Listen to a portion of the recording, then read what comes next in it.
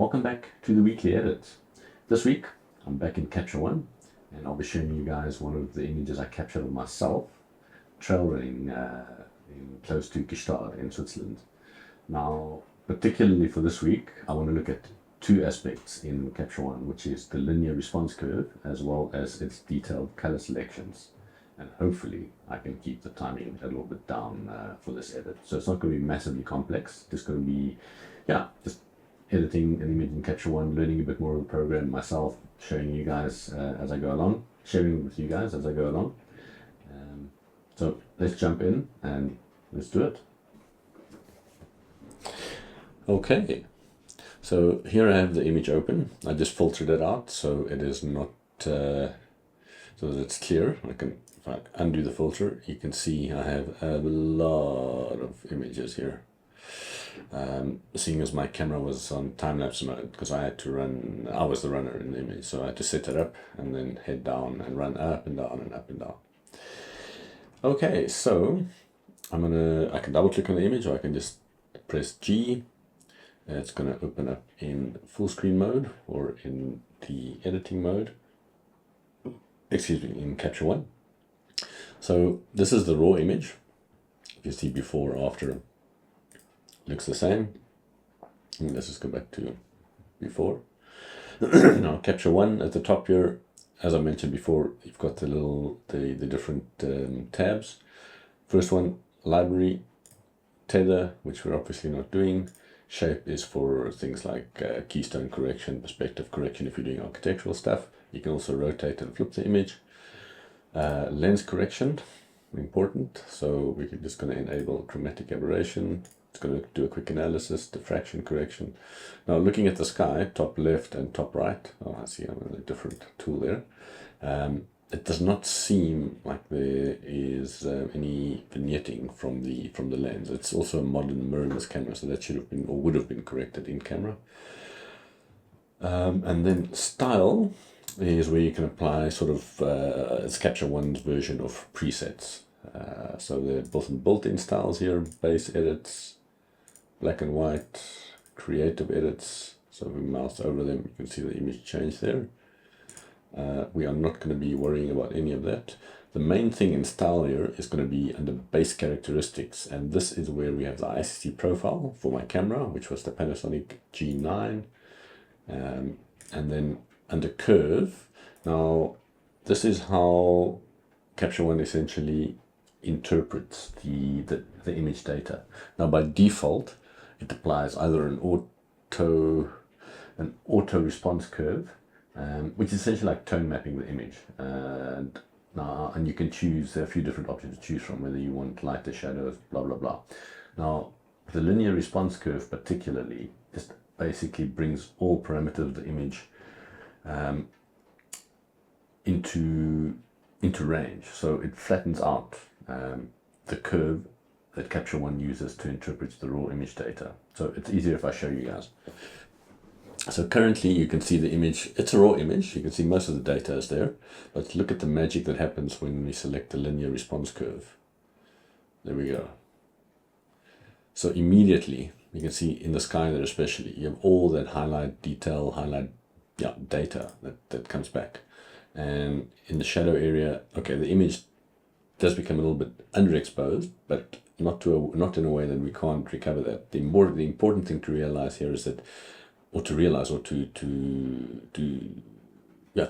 see here is that we get all that image data to the right of the curves. In other words, the highlight area is back, and it gives us a much bigger latitude to work with, or dynamic range to edit within the image. So yeah, that is one of the things you guys can try in your images, see how that works out, if that brings anything or gives you a better starting point. Then going into the adjustment tab, at the top we have the histogram, we have the layers, which is quite nice about Capture One. And on the base image layer, we're going to do some basic adjustments. We have style brushes, we have smart adjustments, and then we have the white balance. Now, okay, so overall this image is looking a little bit cool for me, so I'm just going to warm it up ever so slightly to just where I have a nice balance between warmth and the highlights and where the shadows are not that cool. It's a little bit green. Okay, the grass is green, but I'm gonna just put a bit of magenta in there. And then we see the grass immediately starts to look a bit more neutral, or a little bit more natural.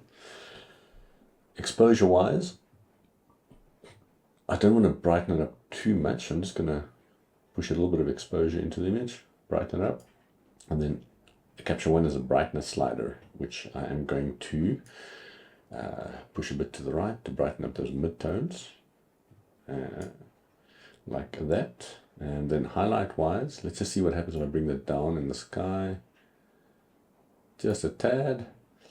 Shadows, it's already, the image is looking a little bit washed out, so I'm not going to bring up the shadows at all. You'll see what happens if I do that. It really becomes properly washed out. I might actually, thinking of it that now, I might actually bring that up a little bit. And then the blacks and the whites I'm going to leave alone. Because I'm going to use the tone curve for that. We can also use the levels. I prefer using the tone curve. So let me just close the levels there. Now under the tone curve, it normally opens up by default in the RGB mode, which is perfectly fine. It just sometimes has an effect on the colors as you adjust the tone curve. So let's just reset that, and then we can select the Luma curve. So it's only going to affect the brightness values as we adjust it here. Now all I want to do with the tone curve is just take the shadow areas, darken them down ever so slightly, and sort of in the middle of the curve here, just take that back up to sort of baseline to about there, so it doesn't affect the midtones and the highlights too much.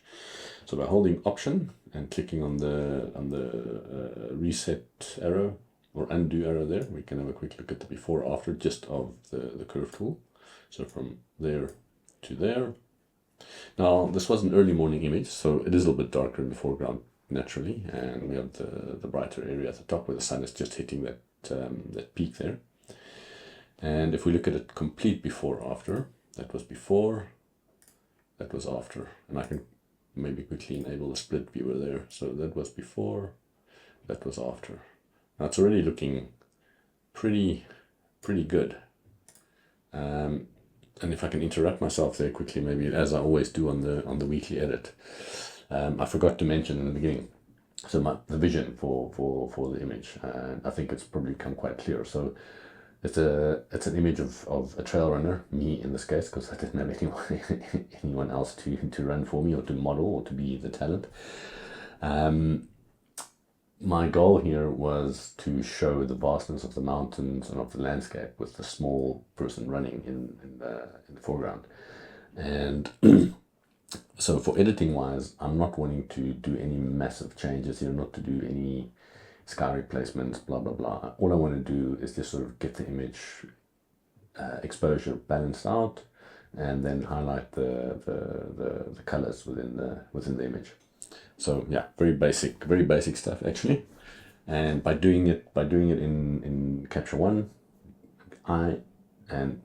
because I am showing it to you guys as well, then we're all getting to know the program a little bit better. If you do want to see some more advanced edits in Capture One, leave a comment below. So like I mentioned in the introduction to the video, I wanted to look at the Luma curve, the linear response curve, sorry, which gives me a much bigger dynamic range to edit within the image, and then going to the color editor within Capture One.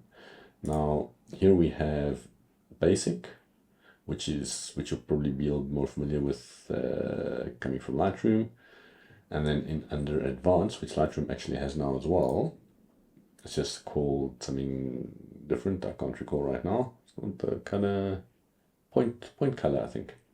Anyway, so under advanced in Capture One, in the color editor, you can select the little eyedropper here, and I want to edit this grass section here in the front. So I'm going to select that. Now Capture One has automatically applies it to a range of that green. We can also, by dragging out on this line, increase that range, as well as the colors that it's applied to by opening it up on the left and right here. and then we can adjust the smoothness, the hue, the saturation, and the lightness. Now for me, I want to adjust the hue a little bit. I want to get it to be a bit more green. Okay, so to the left is obviously the wrong way. Let's zero that out. Go a bit more to the right, so that it becomes more green, and then increase the saturation ever so slightly.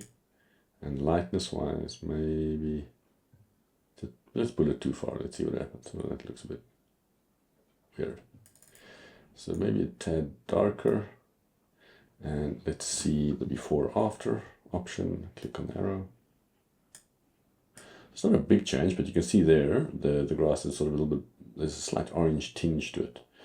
So now it's just looking a bit more naturally green, like it should be, or at least like I remember it being. And then secondly, before I move on, actually, one of the nice aspects of Capture One is you can, once you've made a color selection, you can right click on it underneath the color wheel here, or the color range wheel here. You can right click on it, and you can so with it selected, you go to the little three dots, and you can say create mask layer from selection. If we click on that, Capture One's going to think for a moment, and then under the layers panel, you have the original image layer, and then it actually created a mask of that color range selection. So if we quickly right click on it and say, we can actually press M, I think. There we go. So that is the mask. Now if we right click on it and say refine mask, so it's refine mask, feather mask, rasterize, full, invert, clear. So if we refine mask, oh, it's outside of frame, there we go. So display mask. So now it's actually looking a lot smoother than it did there when I visualized it just now. So if we take the radius down, it's going to become much more restricted selection. But I want that radius all the way up. So now it's literally selecting that nice grassy patch on the left and right of the trail there. So we're going to leave it as that. I'll press M there again. Okay. So probably when I visualized it initially, the radius wasn't quite as high, but now it's sort of perfect. And then I'm going to go back to the color editor, and then I'm going to select the warmer tones up here on the mountain peak, and you can see it's selected those there.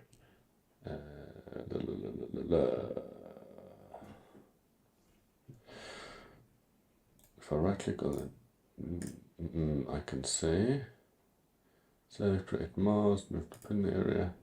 Ah, there we go. View selected color range. So let's click on that. So then the whole image comes black and white, and only the colors that are selected are left in color. So now we can also, if we now go and increase the range, we'll have a much clearer picture of the colors that we are selecting. So I definitely want to go a bit more into the yellows there, into the reds. See what happens there. There we go. Okay, so let's deselect that. And again, we can, here I want to increase the saturation. And lightness, take it down ever so slightly. Hue-wise, I'm going to actually leave it alone. So now obviously we can adjust those parameters of the particular color range we've selected. Now the advantage of converting that color selection into a layer is what I'll show you. So I'm going to click, not right click Sim, I am going to create mask layer from selection. Now the advantage here is that we can go and apply any of the other editing options to this particular layer, and in this case I want to warm it up, which I couldn't do before just with the color range selected. So there we go. So now you can see immediately, and just quickly go before, nice warmth that added to a little bit of the cloud and that mountain top there. Go back to our base layer quickly. So I've done high dynamic range, I've done exposure, done the curve, color editor I did, color balance. So here, this is color grading in Lightroom. you have the master, you have three-way, and then you have so shadows, midtones, and highlights. I'm going to quick look in the shadows here, and I'm going to cool them down ever so slightly. And then we can also, on the left here, select the amount of cooling we want. You can see that little circle moving out from the center to the periphery of the circle. Now I only want just a very light amount. And then on the right hand side, we can also adjust brightness. Zero that out, just pull it down ever so slightly. And then have a quick look at the before, after. It's not a big change visually there. Maybe you can't even see it on screen, but it just adds a little bit of coolness to the central part of the image there. And lastly, clarity. So if we zoom in to 100% here and look at the before, after, before, after.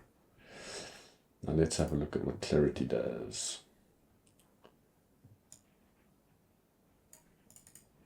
Okay, just adds a nice little bit of texture to that grass. Let's have a look at the before, after. Now this adds a little bit of punch, textury punch to the overall to the image. Dehaze I'm going to leave alone. Oh, let me just pull that up quickly.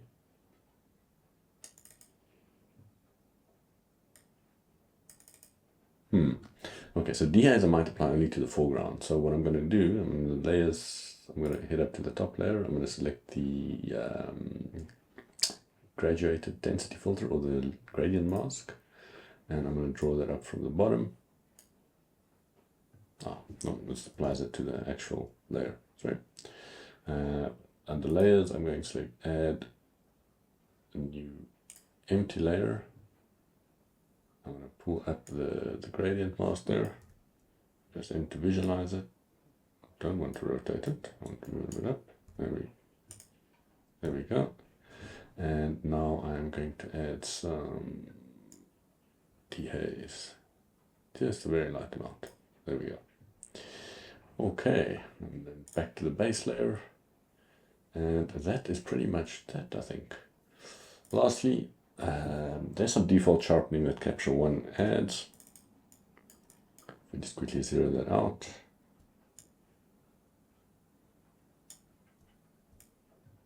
Let's see, it's just, let me just zero that out like that. There we go. Now you can see it's a little bit unsharpened, the image, and if we just reset that, you can see this pops back into focus. Now, I find in Capture One I actually have to do very little sharpening and noise reduction wise, because the default application or the default parameters that the software applies is mostly fine. So yeah, feel free to play around with it. Capture One also interprets the raw data in such a way that I find I have to do very little to the image. So have a quick look at this before, that's after, before, after. Good stuff. And noise reduction, the same thing. Full grain. I think by now you guys should know that I like to add a bit of grain to my images. This image is pretty noise free. Okay, so it's going to be fine grain, silver rich, blah blah blah blah. I'm going to do fine grain, so let's just take that impact up. See, take that, that's quite far. Okay, there we go. So silver rich, then we can actually play with the granularity in terms of size. We take that down, take that up, and then if we look at the before, after. Very nice. Now, the reason I like adding grain is it gives the image a bit more character, depending on your vision for the image, where you want to use it, or the it's obviously personal taste as well. But what grain does for me as well, if I'll show you quickly. So have a look at the image now, especially the sky here, the cloud, and the mountain peak here. So I'm going to zero out the grain. There we go. Now, it's too smooth. I don't know about, I mean, I hope you can see this on the screen, but to my eye, it's too digital. It's really too digital. even though I'm not someone that likes to harp on about film and all that blah blah blah blah blah. But I'm gonna release this now so the grain comes back, and immediately it just, I don't know, I mean, yeah, let me know what you think in the comments, but it just gives the image a bit more three-dimensionality, a bit more depth, and a bit more character, in a sense. Personal opinion, of course, no hard and fast rule. And lastly, dust removal. There's no dust in that sky. What we can do, I'm on the base layer here. Where's my layer? Okay, I'm gonna go back to just quickly. We are on the base layer, yes. So let's pull up Dehaze, which I sometimes like to do. And that, yeah, there's no dust in the sky there. And then we have purple fringing and more. The last thing I want to do to this image is crop it because of this power lines in the bottom here. So we can select the crop tool, and then we can select the ratio, or just say constraint to original. And I'm going to take that from the bottom left here, because one, it's going to take that left-hand side third line closer to the runner, which is me in this case. And on the top right, I'm going to take it down a little bit as well. And then I'm going to hit enter to commit that change. So let's have a quick look from where we've come. So that was before, and that was after. So not a complicated edit, but yeah, just enough to make that image look essentially what I envisioned. Okay, so that's going to be the color edit. Let's go back to the library view, or thumbnail view. I'm going to right click on the image, and I'm going to create a new variant.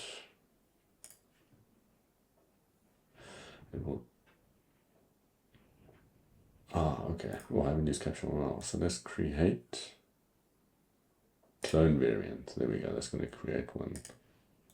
And then we'll just delete the variant there. Yeah. Okay, so because I want the image with the adjustments. And then I'm going to press G again. And we're quickly going to do the black and white edit as is customary.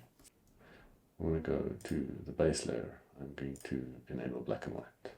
And then I want to have a look at what the color range does there. And adjustment. Oh, that's pretty good. Okay, so then once black and white, the image is converted to black and white, we can have a look at the color channels here. So red is going to be mostly in the sky there. Yellow probably as well to an extent, so lighten that up ever so slightly. You can see the change happening there. Green is going to be foreground. Darker, lighter. What do we want? Maybe a tad lighter. Cyan is going to be midground. Blue is going to be the sky. And excuse me, the forest there for some reason. And magenta looks like that little house roof there. Looks nice, quite a little bit lighter. Okay, and as always with the black and white, I want to add a nice bit of contrast. So I'm going back to the tone curve here, and I'm going to take this S curve up quite a bit and quickly enable the exposure warning there. See how far we can push that. There we go. And then take the shadows a lot, more the blacks rather, not the shadows so much, down to about there. Okay, so now the contrast is for me in the image is looking quite good. But the foreground here is a little bit dark. So to fix that, I'm quickly going to go back up to my graduated filter here, graduated filter layer, and I'm going to increase the brightness. There we go. Very nice. That's looking good. I am going to, no, sorry, use the Lightroom, not G.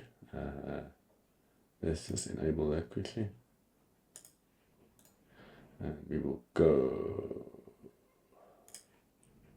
there we go,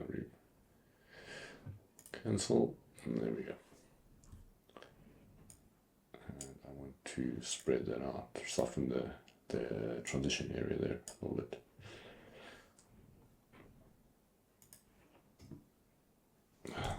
There we go. So we went from there to there.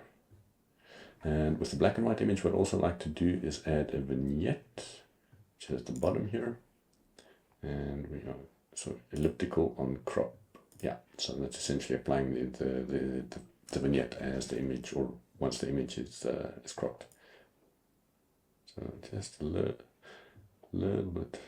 Let's take that down too far and see circular and circular on crop.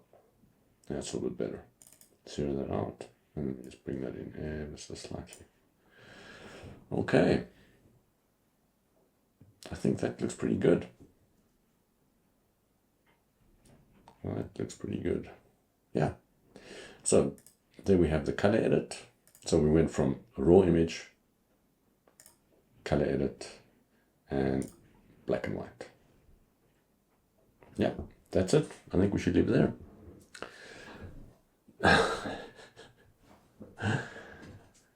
30 minutes, or just under 30 minutes, so probably 30 minutes once I finish my little blurb at the end here. I don't know. It seems to be my standard editing time, 30 minutes. So if you stuck around for that, it was nice to have you. I hope you enjoyed that. If there's anything about Capture One you would like to see more of, let me know down in the comments.